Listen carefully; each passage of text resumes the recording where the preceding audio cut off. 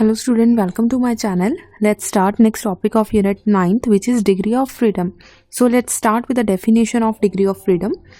The total number of ways in which the number of particles of a system acquire energy is called degree of freedom. Let us suppose this is our system कि एक system आ system ਦੇ ਵਿੱਚ number of particles है. सो ये जो particles है छोटे छोटे पार्टिकल्स है ਇਹ ਕਿੰਨੀ એનર્ਜੀ ਐਕਵਾਇਰ ਕਰ ਰਹੇ ਆ. ਧਿਆਨ ਨਾਲ ਦੇਖ ਲਓ, ਟੋਟਲ ਨੰਬਰ ਆਫ ਵੇਜ਼ ਕਿੰਨੇ ਤਰੀਕੇ ਨਾਲ ਇੱਕ ਪਾਰਟੀਕਲ ਜੋ ਆ ਉਹ ਸਿਸਟਮ ਦੇ ਅੰਦਰ એનર્ਜੀ ਐਕਵਾਇਰ ਕਰਦਾ. That form is known as a degree of freedom. So ਉਹਨੂੰ ਅਸੀਂ ਡਿਗਰੀ ਆਫ ਫਰੀडम ਬੋਲ ਦਿੰਦੇ ਹਾਂ. So number 1 is a particle moving along a straight line. Let us suppose we have only one particle and it is a move in a straight line. ਠੀਕ ਹੈ, can be described by its displacement along the axis of motion. So एक particular axis ਦੇ across ਇਹ move ਕਰ ਰਿਹਾ.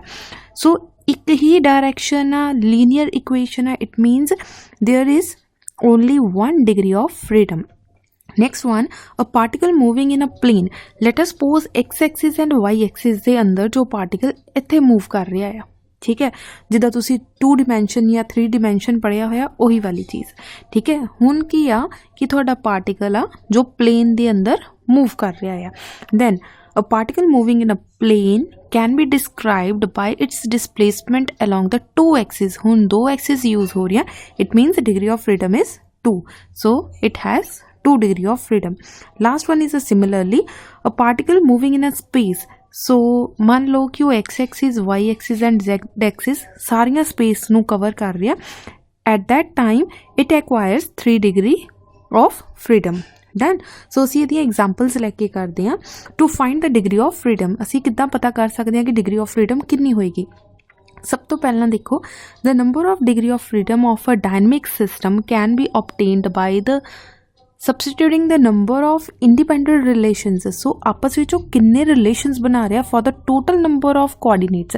Total number of coordinates मतलब if it has only X axis it means only one coordinate.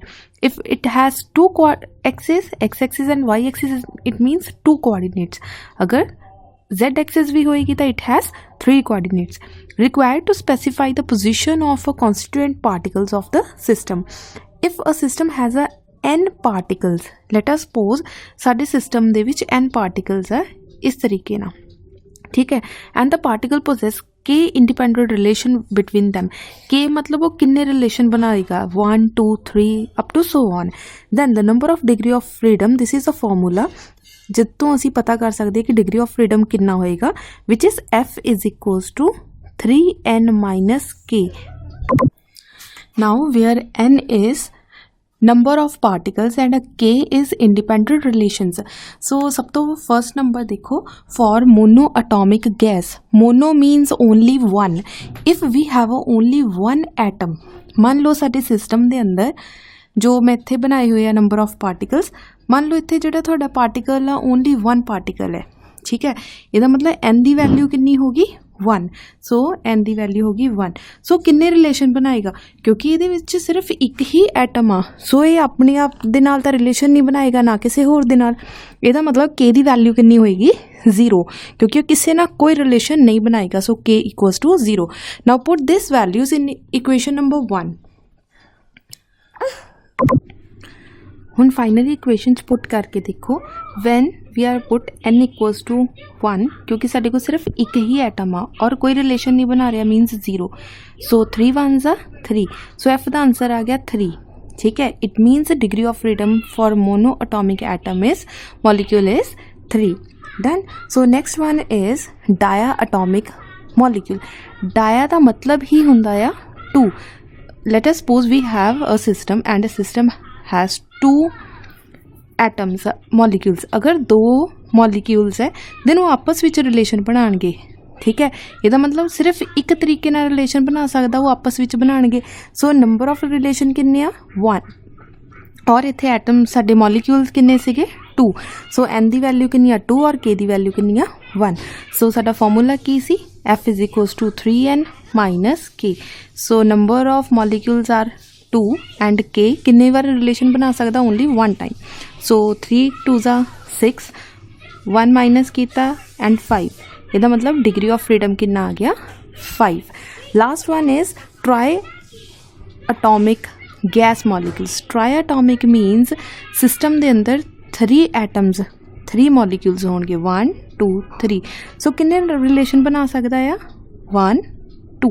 ਸੋ ਅਗਰ ਇਹ linear equation ਹੋਏਗੀ, ਠੀਕ ਹੈ, ਲੀਨੀਅਰ ਇਕੁਏਸ਼ਨ ਜਾਂ ਤੁਸੀਂ ਲਿਖ ਸਕਦੇ ਆ ਕਿ ਤੁਹਾਡੇ ਕੋਲ ਮੋਲੀਕਿਊਲ ਇਸ ਤਰੀਕੇ ਨਾਲ ਆ, ਠੀਕ ਹੈ।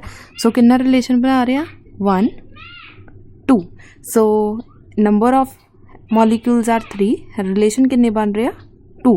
so F is equals to 3n minus k। so n the value कितनी आएगी 3 और रिलेशन कितने बना रहे हैं 2।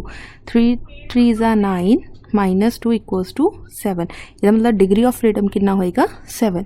ਬਟ ਇੱਥੇ ਧਿਆਨ ਨਾਲ ਦੇਖੋ ਫਸਟ ਵਾਲਾ ਇਹਦੇ ਨਾਲ ਵੀ ਰਿਲੇਸ਼ਨ ਬਣਾ ਸਕਦਾ ਆ, ਠੀਕ ਹੈ। ਇਹਨੂੰ ਅਸੀਂ ਬੋਲ ਦਿੰਦੇ ਆ ਨॉन ਲੀਨੀਅਰ ਇਕੁਏਸ਼ਨ, ਠੀਕ ਹੈ। ਨॉन ਲੀਨੀਅਰ ਮੋਲੀਕਿਊਲਸ ਮਤਲਬ 3 ਟਾਈਮਸ ਰਿਲੇਸ਼ਨ ਬਣਾ ਸਕਦਾ। ਸੋ ਅਸੀਂ ਕੀ ਕੀਤਾ ਹੁਣ ਇਸ k ਦੀ ਜਗ੍ਹਾ ਤੇ ਕੀ ਪੁੱਟ ਕਰ ਦਿੱਤਾ 3। ਜਦੋਂ 3 ਪੁੱਟ ਕਰਾਂਗੇ 9 ਚੋਂ 3 ਗਏ 6। ਇਹਦਾ ਮਤਲਬ ਅਗਰ ਉਹ ਦੋ ਤਰ੍ਹਾਂ ਨਾਲ ਰਿਲੇਸ਼ਨ ਬਣਾ ਰਿਹਾ which is a linear molecule then degree of freedom is 7। अगर वो नॉन लीनियर रिलेशन बना रहा था it is degree of freedom is 6। so this is our lecture। अगर इस lecture च किसी तरह की कोई प्रॉब्लम होगी तो तुसी पूछ सकते हैं। Thank you.